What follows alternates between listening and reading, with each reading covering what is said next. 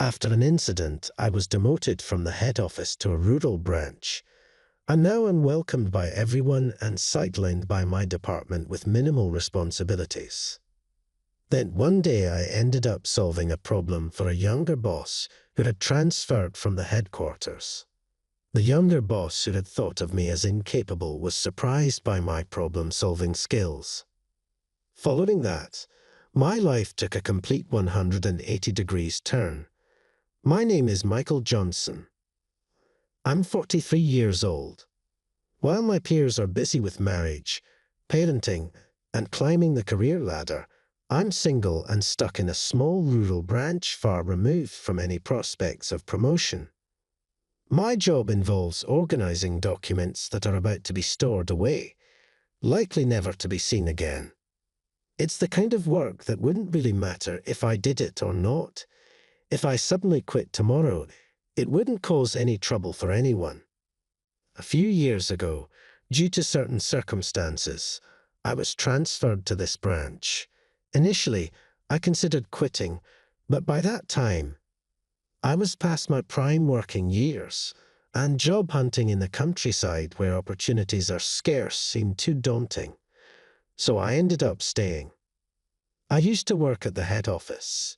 Suddenly, I was transferred from the head office to this small rural branch. Of course, there was a reason for this, and it seems that the story of why I was transferred had already spread widely within the branch. The original employees would whisper behind my back or look at me with suspicion. Despite that, I tried to engage with them at first, but it seemed they just wanted me to leave as soon as possible. Their overt attitudes sometimes interfered with the work. After several years of this, I've now focused solely on not causing any trouble. I'm treated almost like I don't exist. At best, I'm harmless. At worst, I'm ignored. But reaching this state also required a lot of effort and humility on my part. So, in a way, it's a satisfactory outcome for me. Then one day, a new manager, a transfer from the head office, joined our branch. She was a smart-looking woman in her late 20s, dressed sharply in a suit. Unlike my emotion, her transfer was part of grooming her for a future leadership role. "My name is Sarah. I look forward to working with you," she introduced herself, exuding the air of an elite with a confident demeanor. Initially, she seemed a bit stiff, but as she settled in, she began to show more of her youthful, vibrant smile. However, just because she has moved, it didn't change my job in any way. Even though she was my direct superior, there was little interaction between us, given my sidelined position. Sarah held individual meetings with all employees soon after arriving. When it was my turn, I explained my work situation as it was. Sarah frowned and seemed to want to say something, but she didn't, and the meeting ended without any changes to my situation. In the end, my work and life remained unchanged. I spend my days doing meaningless work and head home once it's time to clock out. At home, all I do is eat and then go to sleep. My daily life hasn't changed at all from before. With so little work to do, I even spend my breaks leisurely. I often finish my lunch quickly and then take walks around the office to pass the time. Lately, I've noticed Sarah frequently using her phone in secluded spots. Being a young woman, she might be in touch with a boyfriend. However, Sarah always looked troubled during these moments. Wouldn't she look happier or more excited if she were talking to her boyfriend? I found that a bit curious. But even though I've seen this scene many times, I figured it was none of my business. I hadn't paid much attention to it before. But yesterday, I saw Sarah again, and she looked even more troubled than usual. I just couldn't get her distressed face out of my mind. Even if she had a serious problem, it's unlikely she would turn to someone like me for help. So I decided to carry on as usual. The next day, I arrived at the office first, as always. If there's one good thing about being transferred here, it's that I've been able to lead a healthier lifestyle with an early-to-bed, early-to-rise routine and leaving work on time. My health is in top shape. Living alone, I cook my own meals, not just once, but every day. Bringing my homemade lunch and starting the day by wiping down my desk in an empty office has become my daily ritual. Previously, after I arrived at work, William, who is nearing retirement, would usually come in next.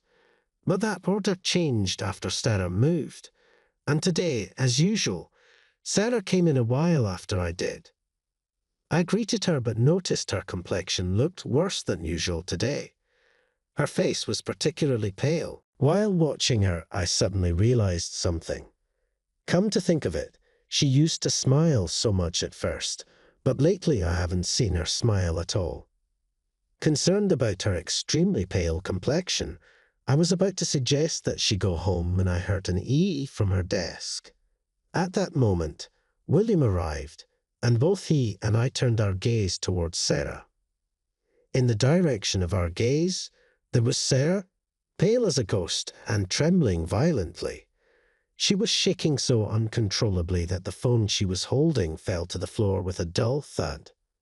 Seeing Sarah in such a state, I instinctively rushed over to her and asked, "What's wrong? Are you okay?" Then, I saw the screen of her phone. It was receiving notifications in real time, and the chat screen was filled with a one-sided barrage of harsh messages, aggressive stickers and emojis. Seeing the chat screen brought back unpleasant memories for me. But I knew I had to prioritize Sarah right now. I pushed those resurfacing memories aside and asked her gently, "Can I take a look at your phone?"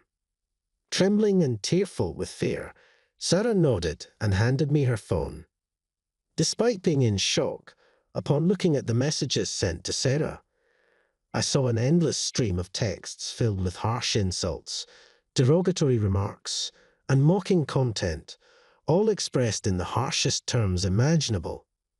Towards the end, the messages took a disturbing turn, clearly implying harm, and it felt incredibly dangerous.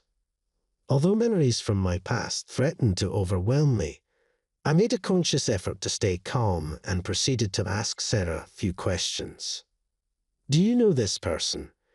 She shook her head in response to my question.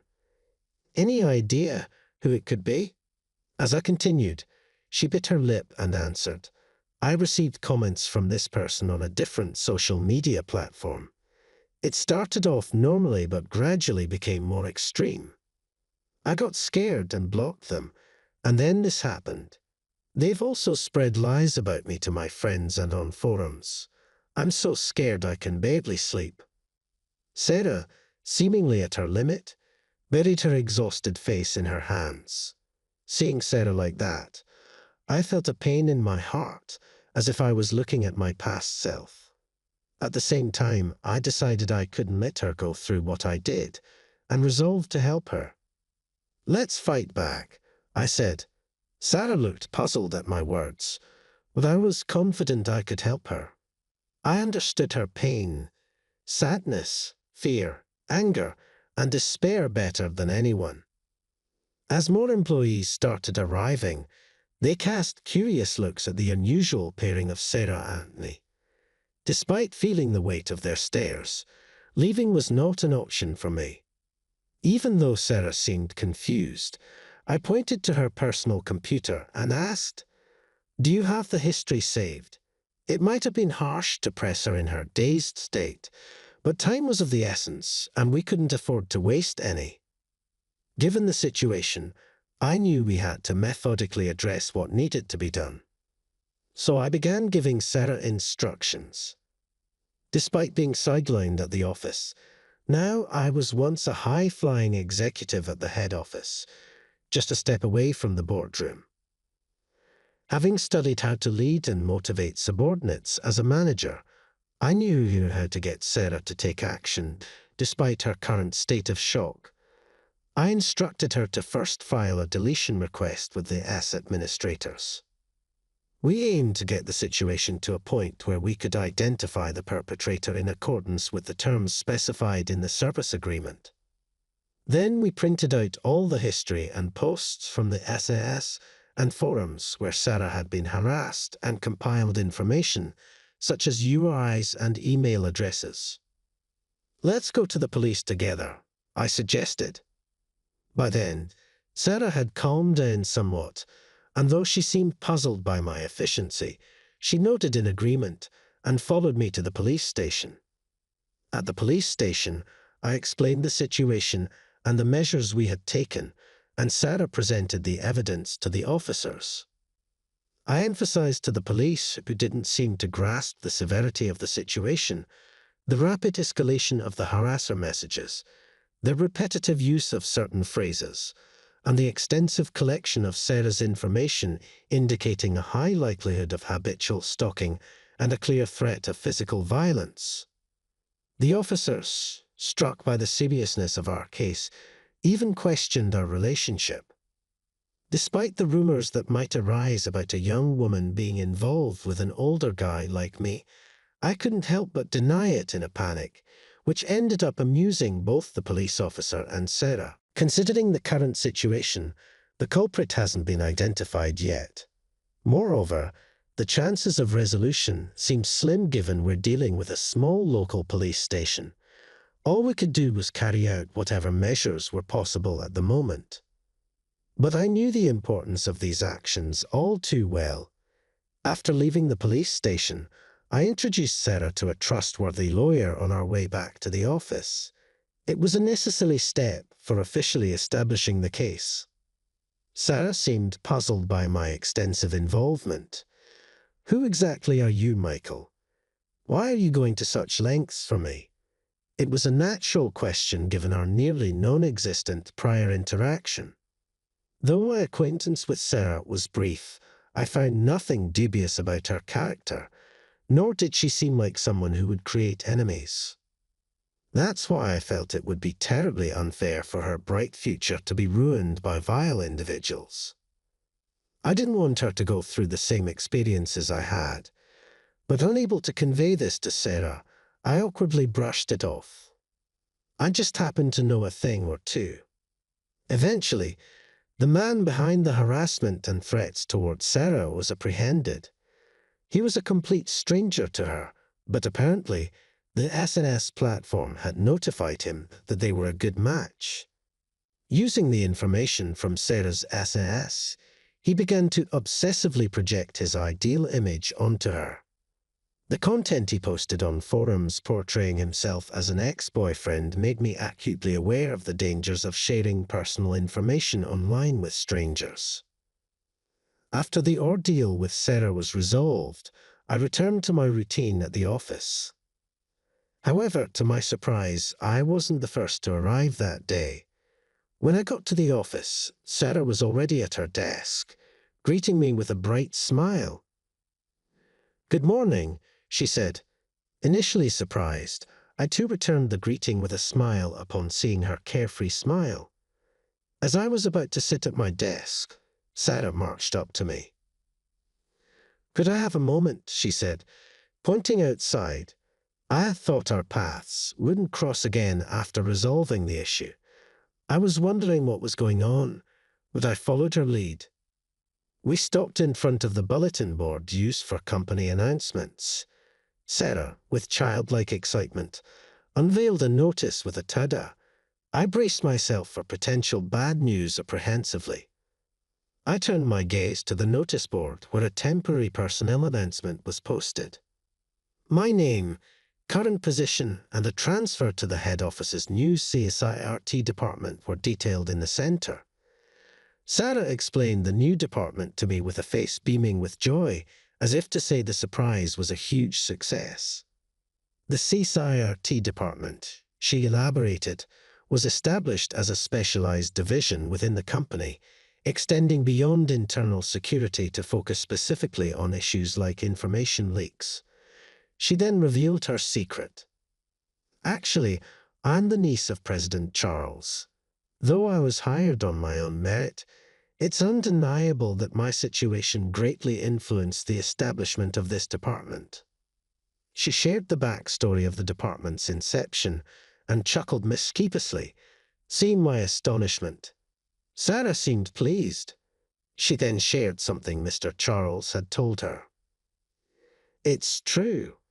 I asked for your help, but beyond that, Mr. Charles has long wished to bring you back to the head office.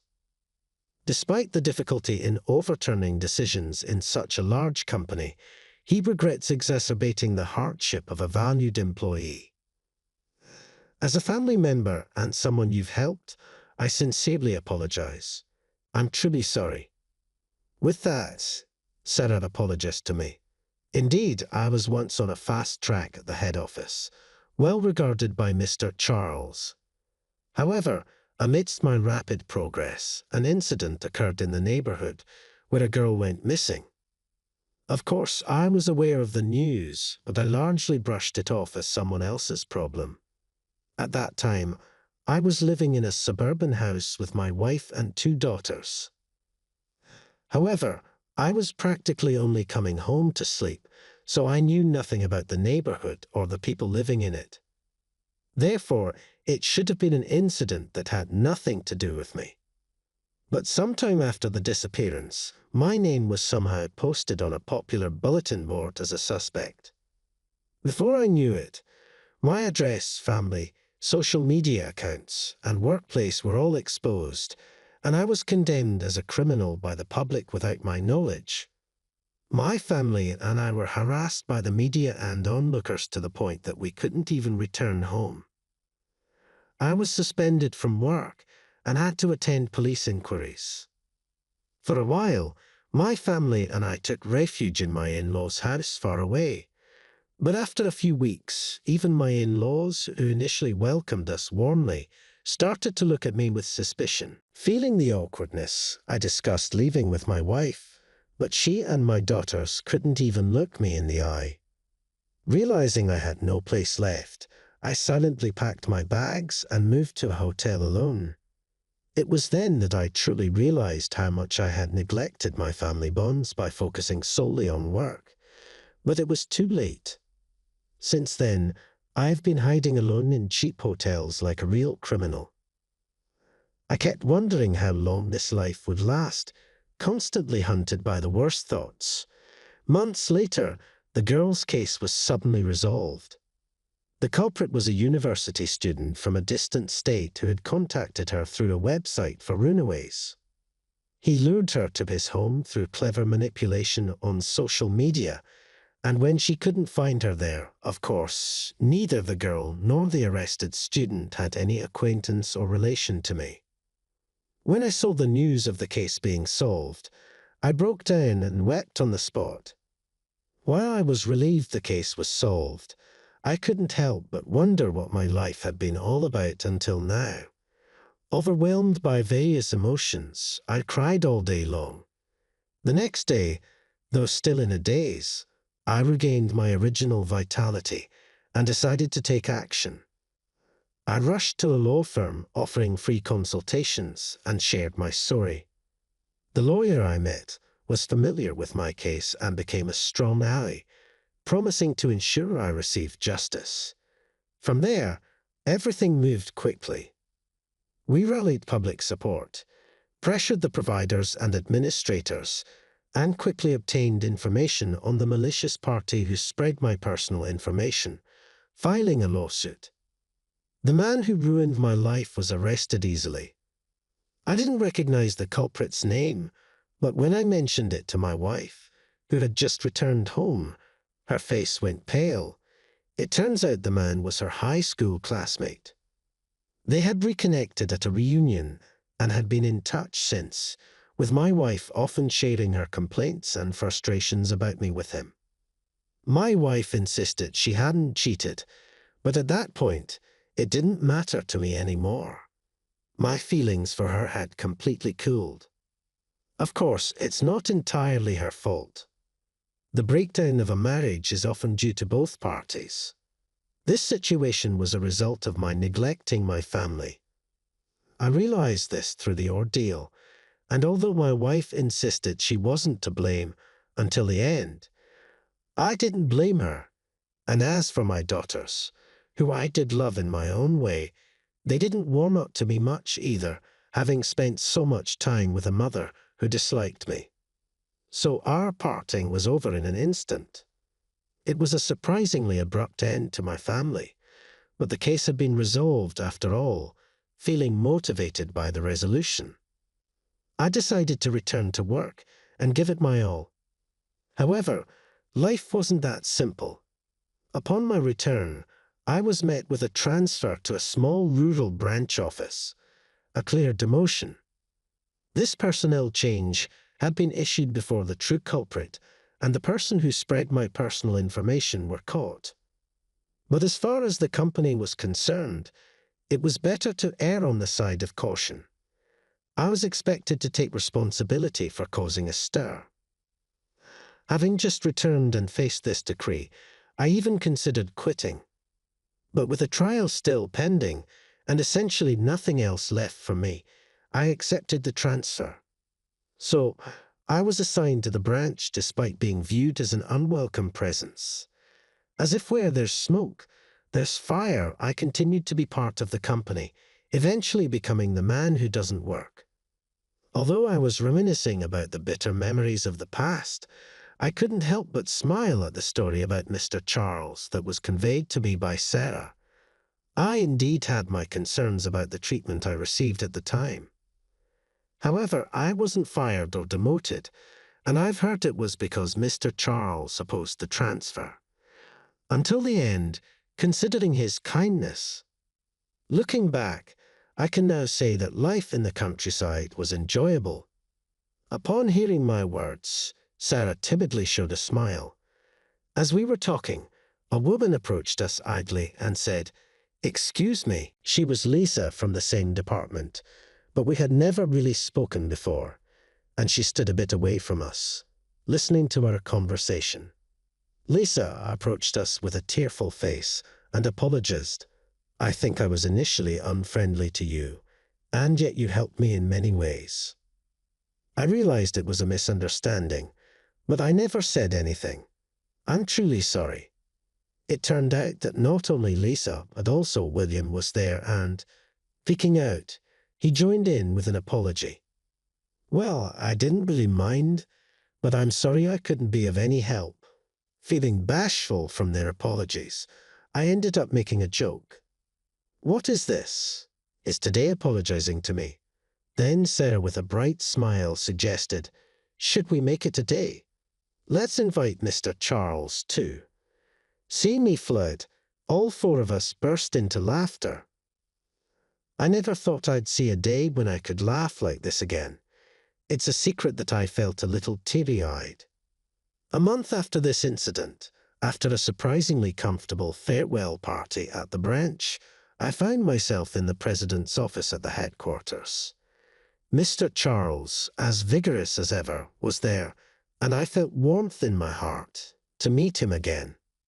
Then, Mr. Charles personally explained the significance and purpose of my new department and the expectations for it after its establishment.